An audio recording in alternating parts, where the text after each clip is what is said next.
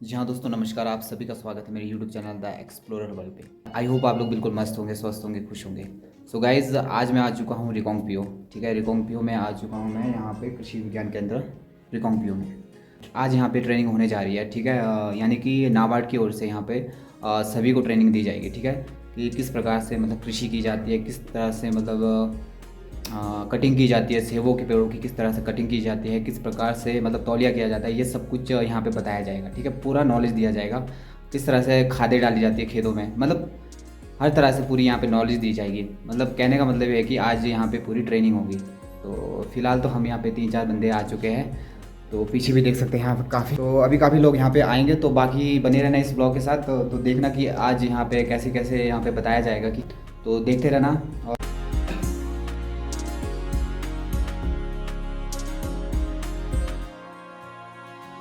जी हाँ दोस्तों, कुछ ही देर में यहाँ पे स्टार्ट हो जाएगी मीटिंग्स। ठीक है, मतलब कि ट्रेनिंग शुरू हो जाएगी। ठीक है, सब कुछ देख लेना है, सब कुछ पता लग जाएगा आपको कि हाँ मतलब किस प्रकार से कृषि की जाती है, मतलब कृषि के बारे में सारी नॉलेज दी जाएगी। यहाँ पे देखिए सारे लोग आ चुके हैं।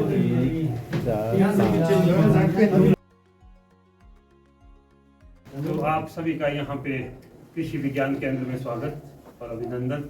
और हमारे बीच नाबार्ड के डीडीएम श्री विजय नेगी जी ने अपना कीमती समय दिया हमारे बीच आने के लिए, इनका मैं आभार व्यक्त करता हूँ। तो आज जो आपको पता है कि किस लिए आप लोगों को हमने यहाँ पे लाया है, आप लोगों को मालूम है कि प्रशिक्षण कटिंग प्रूनिंग का है, पीछे समर कटिंग भी की थी। तो आजकल भी हमने जो है हम यहाँ पे आपको लाया प्रशिक्षण के लिए।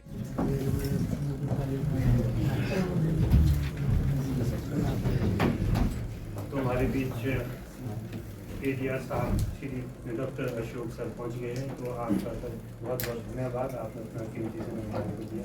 और साथ में डॉक्टर अरुण सर, इनसे तो सब लोग परिचित होंगे, तो इनका भी धन्यवाद करूंगा। ये समय समय पर हमारे साथ जो है, जब भी हमारे को जरूरत पड़ती है तो ये हमारा जहाँ भी फील्ड में चाहे यहाँ पे इन्होंने हमारा सहयोग दिया। तो हमारे डीडीएम साहब भी काफ़ी स्वागत करता हूँ फिर से। तो हमारा एक कल्चर है किन्नौर का, तो सबसे पहले जो हमारा छोटा सा भेंट रहेगी तो मैं करूँगा श्री विद्यासागर से, जो हमारे प्रधान है अशोक सर को जो भी कहना है।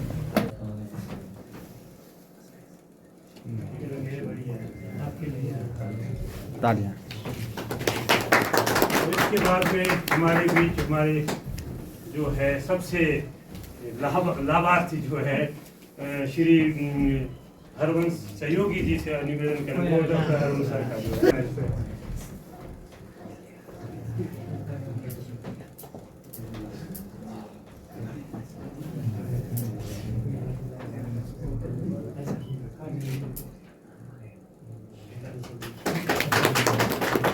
मैं निवेदन करूंगा, हमारे सबसे जो अच्छी बीपीसी के प्रधान जो है इस प्रोजेक्ट की सबसे अच्छी जो बीपीसी है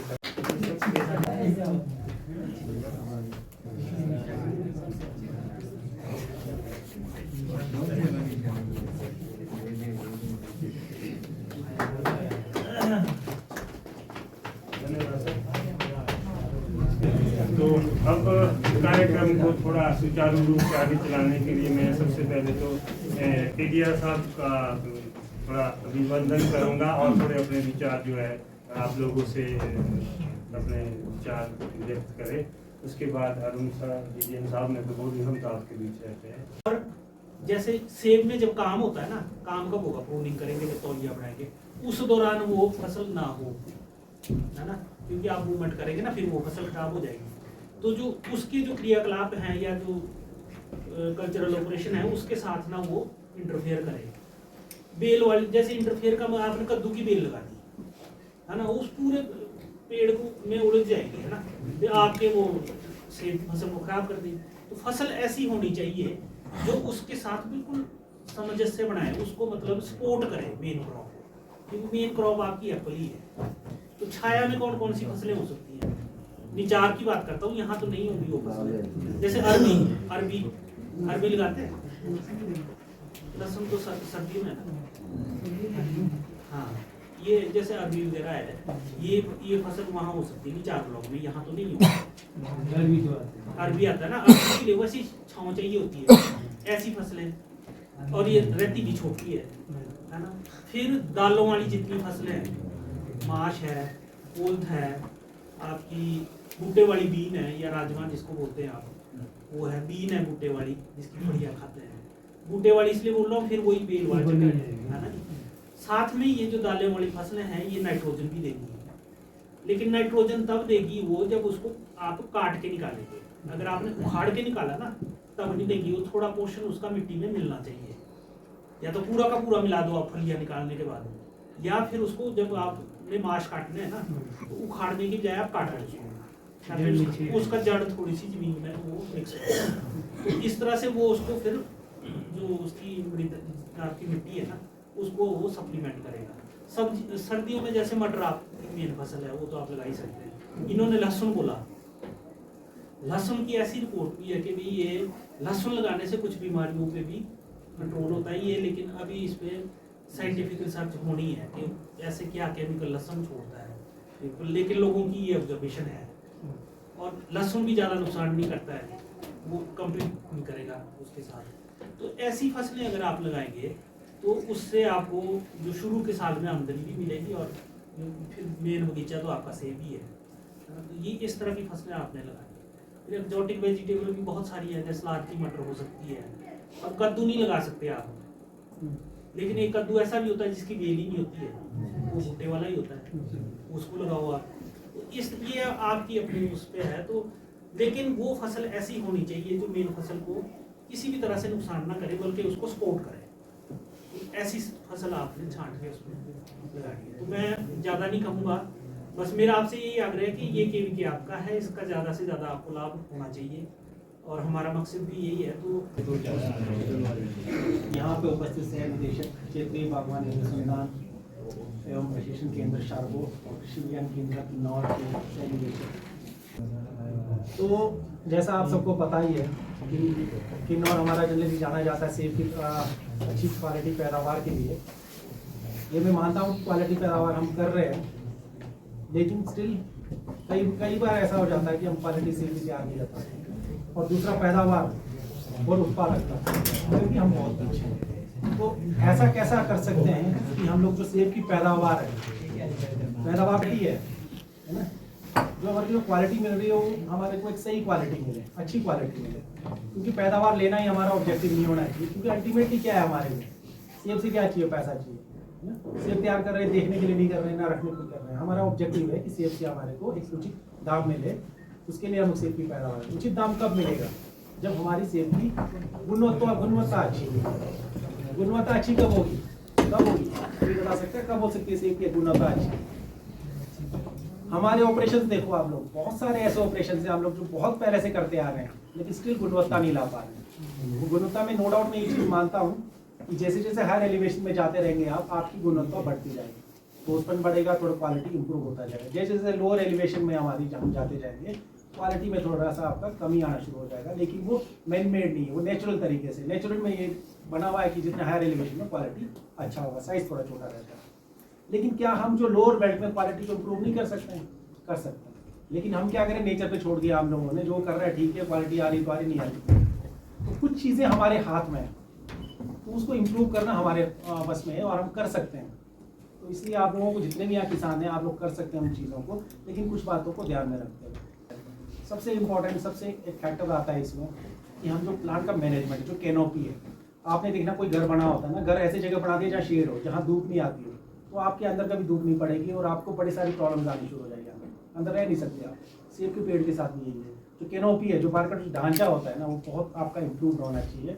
उस तरह से आप ढांचा तैयार करेंगे कि आपके जो अंदर सेब लगे उनको मैक्सिमम लाइट हार्वेस्टिंग हो, लाइट पेनिट्रेशन जो अंदर जानी चाहिए वो बहुत अच्छे से होनी चाहिए। लोअर बेल्ट जितना भी आप निचार, क्योंकि सारे निचार बेल्ट से अपर की मैं बात नहीं करूँगा, लोअर बेल्ट से हैं, तो आप लोगों को तो पेड़ को बहुत खुला रखना है, ओपन अप रखना है। विंडोज जनरली आप विंडोइंग बोलते हैं कि उसमें खिड़कियाँ बनानी है बहुत सारी। घर में खिड़कियाँ ज़्यादा हो ना, ओपन लगता है, हमारे को लगता है कि एयरिएशन हो रही है बहुत ज़्यादा, बीमारी कम होगा। अब बंद कमरे में बैठा बीमारियाँ ज़्यादा होगी। सेम पेड़ के साथ भी हम लोगों को पेड़ बनाना नहीं आ रहा है। हम लोग बहुत पहले से पेड़ हम लोग लगा रहे हैं, कर रहे हैं बहुत कुछ, लेकिन अगर आप देखेंगे अपने ऑर्चर्ड में भी हमारे जो प्लांट का जो आर्किटेक्चर है, जो कैनोपी जो बनाया गया है, वो टोटली इस तरह से, मैं भी कहता हूँ कि पैदावार हो जाएगा लेकिन क्वालिटी नहीं होगा।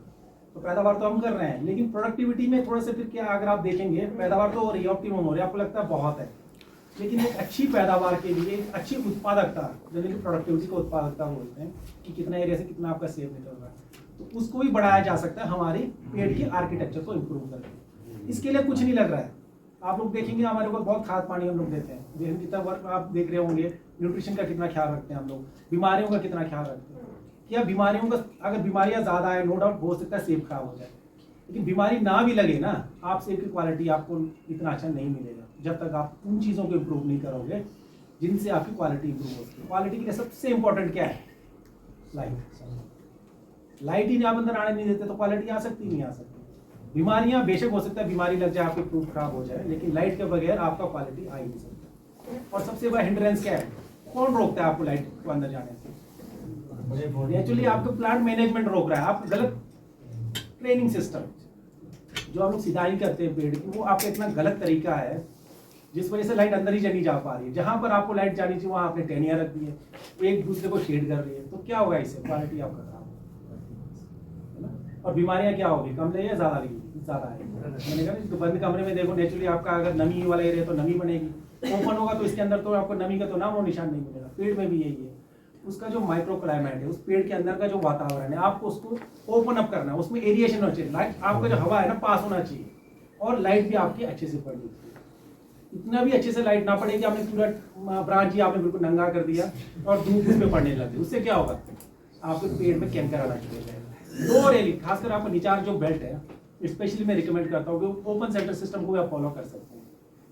फॉरेन कंट्रीज में अगर आप देखेंगे, खासकर पीच में बहुत ज़्यादा फॉलो अप होता है, एप्पल में वहाँ भी होता है, बट इंडिया में कम होता है। ओपन सेंटर सिस्टम मीन्स पेड़ की ब्रांचेस आपकी सेंट्रल लीडर नहीं होगा, 4-5 ब्रांचेस होती हैं, उस पर ही आपके सेकेंडरी टर्शियरी आपके ब्रांचेस मेंटेन करते हैं।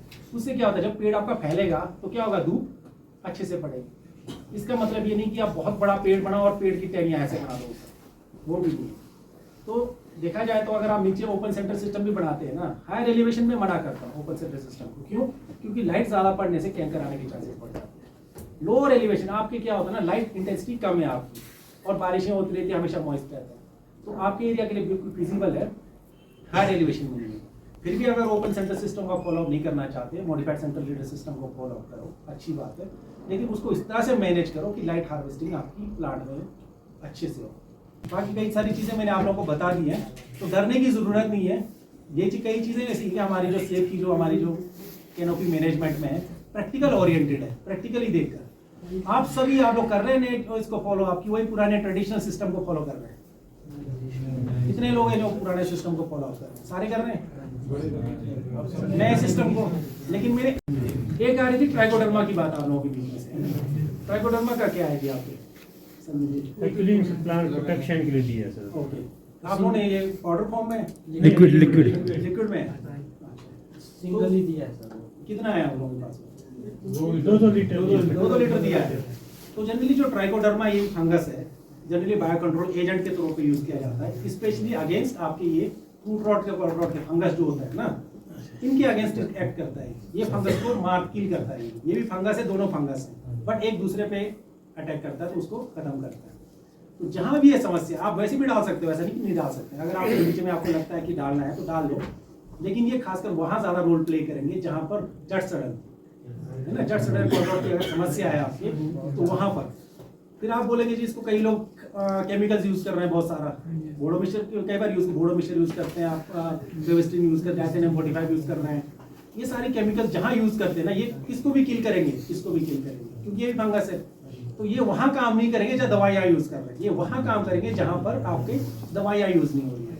तो काइंडली ये अश्योर करें जहां भी आपने ये ट्राइकोडर्मा यूज करना है तो वहां पर दवाइयाँ काम आप यूज करें, जहां वहां पर ये अच्छे से इफेक्ट करेगा। और खासकर उन जगहों पे जहां पर जड़ सड़न नहीं आया है, बहुत ज्यादा नहीं है, थोड़ा बहुत अगर आपको लगता है जड़ सड़न, जैसे बीच में एक पौधा इसमें जड़ सड़न आ गया है, आप उसको ट्रीट करो केमिकल से, क्योंकि कई फंगस का भी काम बहुत ही ज्यादा, क्योंकि पॉपुलेशन ज्यादा होगी तो नेचुरल उल्टा एक्ट करता है ना, ज्यादा होगी। जहाँ कम होगी ना, अगर आपकी जहाँ कम साइड वाले पौधों में भी इन्फेस्टेशन आ रही है, तो वहां पर आप इसको डालोगे दवाई नहीं डाल के, तो ये बहुत अच्छा रोल प्ले करता है। डालना कैसा है इसको, आप पानी के साथ मिक्स करके डाल सकते हैं आप। हाँ जी, हाँ, वो उस तरह से भी लगा सकते हैं आप, किसी तरह से भी आप मिक्स करके लगाओ, लेकिन इनकी पॉपुलेशन बढ़नी चाहिए। खासकर विंटर सब सर्दियों में इसकी पॉपुलेशन इतनी बढ़ती नहीं है, बट जैसे थोड़ा सा हमारा एक सही टेम्परेचर आता है तो इसकी पॉपुलेशन बढ़ती है। आप गोबर में भी डाल सकते हो इसको, कई लोग गोबर में भी, जैसे अगर हमने हीप बनाया उसमें गोबर में भी इसको आप मिक्स करके, उसमें फंगस जब डेवलप होता है ना, देखना होगा माइसीलियम बनता है उसमें ना, थोड़ा सा आपकी ग्रोथ आनी शुरू हो जाती है, तो आप उसके बाद उसको आप फील्ड में आप डाल सकते हो। ये चीज़ें आप करके थोड़ा सा इसको आप करेंगे तो आपको नेचुरली फायदा होगा। लेकिन उन जगहों पे जहाँ केमिकल ज़्यादा यूज़ नहीं करते, केमिकल यूज़ करते वहाँ डालेंगे फायदा। तो खासकर जड़ सड़न की जो समस्या है वो बहुत ही ज्यादा आप लोगों के एरिया में है, क्योंकि आप लोगों के एरिया जो है ना, बरसात है, आपका ड्रेनेज प्रॉपर नहीं है, एक पौधे से दूसरे में, फिर क्या होता है बरसात चला हुआ, इस पौधे में बीमारी लगी है तो शायद में दूसरे पौधे में भी लगी है। तो आपका जो काम है क्या है, प्रोटेक्ट करना। एक तो आप ऐसे अगर आपको बहुत ज्यादा बारिशें होती है तो आपका जो बेसिन है ना, थोड़ा सा ऐसा होना चाहिए, तो बाहर की तरफ बनाई हूँ, सेंटर की तरफ नहीं। आप लोग क्या करते हैं, अंदर की तरफ बनाया, तो थोड़ा सा इसको स्लोप बाहर की तरफ, जैसे तना है तने से बाहर की तरफ स्लोप होना चाहिए, ताकि पानी जब आए ना, पानी आपका जब बारिश भी हो बाहर घूमता रहे, सेंटर में ना जाए, तो उससे आपकी एक जड़ सड़न, एक तो वो कम हो जाएगी, कॉलर रोड और जड़ सड़न दोनों कम हो जाएगा। और दूसरा, अगर आप जब बनाते हैं तो कोशिश करें बेसिन से ऐसा ना हो इससे दूसरे में जा रहा है, इस बेसिन से पानी दूसरे में जाएगा, ऐसा नहीं होना है। सिंगल इंडिविजुअल बेसिन आपके होनी चाहिए। और आपका ड्रेनेज सिस्टम आपका इस तरह होना चाहिए कि एक पानी अगर आपका सब में भरता है तो बाहर आके नीचे निकल जाए, दूसरे पौधे में ना जाए। कई बार हमारे खेत है ना, हम लोग खेत में बिजाई भी करते हैं, वो हमारा इशू है। तो हमें क्या चाहिए, अगर बिजाई और दोनों में अगर आपकी ये समस्या आ रही है तो ये चूज करो कि आप बेसिन बना के सिर्फ प्लांट में पानी दो, पूरे खेत में नहीं, ऐसा नहीं कि पूरा फ्लो इरिगेशन पूरे सब में जा रहा है, तो फिर बीमारी पूरी स्प्रेड होनी शुरू हो जाएगी। और तीसरा, हो सके तो कॉलर पोर्शन, जो हमारे जो ग्राफ्टिंग यूनिट का जो पोर्शन होता है ना, जो ग्राफ्ट हुआ होता है, वो पोर्शन कम से कम कितना ऊपर होना चाहिए, 6 इंच से भी ज्यादा।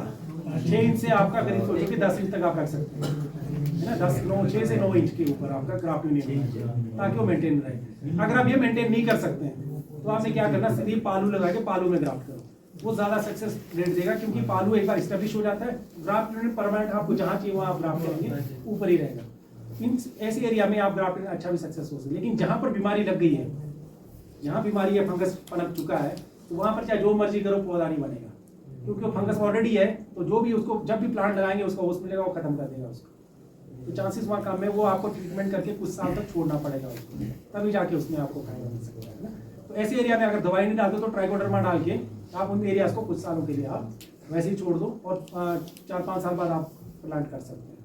और तीसरा ये कर सकते हैं, कुछ हमारी जो रूट स्टॉक्स अब नहीं आई हैं, थोड़ी सी कुछ स्पॉट भी है थोड़ी बहुत, तो उन रूट स्टॉक्स को भी आप लगा सकते हैं। और हो सके तो हाई डेंसिटी जो हमारे जो रूट स्टॉक्स होती है ना, जिनकी शैलो रूटेड होती है, डीप नहीं होती, तो उनको क्या होता है ना, अगर आप कुछ दवाई भी दे रहे हैं, ट्राइकोडर्मा इफेक्ट ज्यादा पड़ता है रूट सिस्टम को, तो जो फंगस है उसमें नहीं अटैक करता है। कई बार आप परमानेंटली उसको ट्रीट करते रहोगे तो वो भी थोड़ा सक्सेस रेट हो सकता है उसमें।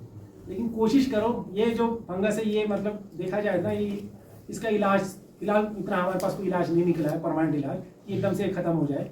तो बेटर है कि ये ना लगे, प्रिवेंट करो कि ये लगे ही ना आपके नीचे, है ना। प्रिवेंशन के लिए क्या है, ये जो हमारे जो कल्चरल ऑपरेशंस है, खासकर जो पानी लगाना हुआ, बेसिन बनाना हुआ, क्यारी बनाना हुआ, हम लोग इसको जहाँ जब आपको बिल्कुल जरूरत हो, लोग क्या करते हैं गर्मी में कास्टिक सोडा, जैसे सीधे कास्टिक सोडा, मैंने बोला मत करो कास्टिक सोडा। और प्रूनिंग करने के बाद भी ना करें आप लोग ना, कई बार प्रूनिंग करते नेक्स्ट डे कास्टिक सोडा करते हैं, उससे क्या होगा, तो कट आपने दिए है ना उसको भी जला देता है कई बार। ये कास्टिक सोडा करता है क्या, सफाई का काम करता है।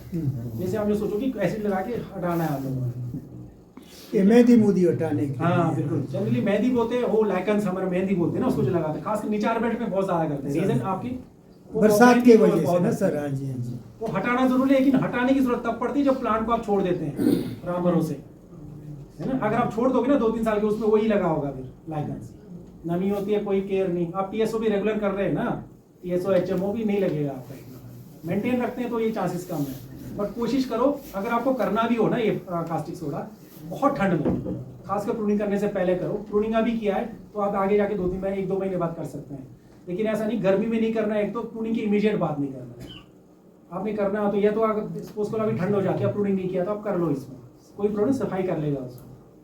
प्रूनिंग की इमीडिएट बात करें तो कैंकर के चांसेस बढ़ जाएंगे, पेड़ नहीं मरेगा, कैंकर के चांसेस। लेट करोगे कास्टिक सोडा, फिर क्या होगा, जो बर्ड से डैमेज हो जाती है, वो तो जला देगा। हाँ, तो इसलिए है कि बिल्कुल ठंड में आप करेंगे इसको, है ना। वैसे तो हो सके तो ना ही करो, बिल्कुल ही ज्यादा लाइकन्स आपको आ गया है तो आप कास्टिक सोडा 200 लीटर पानी में मिला के आप कर सकते हैं। लो जी दोस्तों, अब चले हम लंच करने तो उसके बाद हम जाएंगे फील्ड में, प्रैक्टिकल लेंगे नॉलेज पूरा, कल्पा जाएंगे इसके बाद, मतलब कि पूरे बगीचे में जाएंगे, वहाँ पूरी तरह से प्रैक्टिकल नॉलेज लेंगे, ठीक है। जी हाँ दोस्तों, फ़िलहाल तो मैं पीओ बाज़ार में पहुंच चुका हूं। ठीक है, यहाँ से पूरा मार्केट दिख जाता है और सभी हमारे मित्रगण चले हुए हैं। तो अभी जाएंगे हम सो अब हम चल पड़ते हैं। लंच करने के बाद जाएंगे हम कल्पा, वहाँ पे सब कुछ हमें सीखने को मिल जाएगा।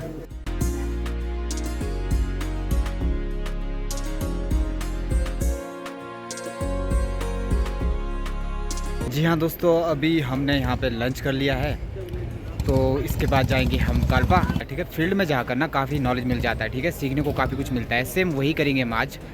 तो बाकी आपने लेक्चर आपने सुना ही होगा। ठीक है, बताना कि कैसा लगा, कितना कुछ आपको सीखने को मिला।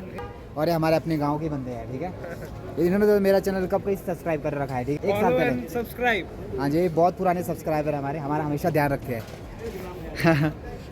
बाकी अब जाएंगे हम कल्पा की ओर। लंच हो गया हमारा, नाबार्ड की ओर से यहाँ पे एक होटल में अरेंज करा था लंच, वो लंच भी हमने कर लिया है। जी हाँ दोस्तों, अगले पार्ट में आपको सब कुछ समझ आ जाएगा कि किस तरह से प्रूनिंग की जाती है, किस तरह से कटिंग की जाती है, किस तरह से पेड़ों का ख्याल रखा जाता है, यानी कि सेबों के पेड़ों का किस तरह से ख्याल रखा जाता है, सेबों के पौधों को बीमारियों से बचाने के लिए क्या करना पड़ता है, क्या उचित कदम उठाने पड़ते हैं, हर एक प्रकार की नॉलेज मिल जाएगी। तो हमें काफ़ी ज़्यादा प्रैक्टिकल नॉलेज मिला, इसलिए आप भी अगले पार्ट का वेट करें। धन्यवाद।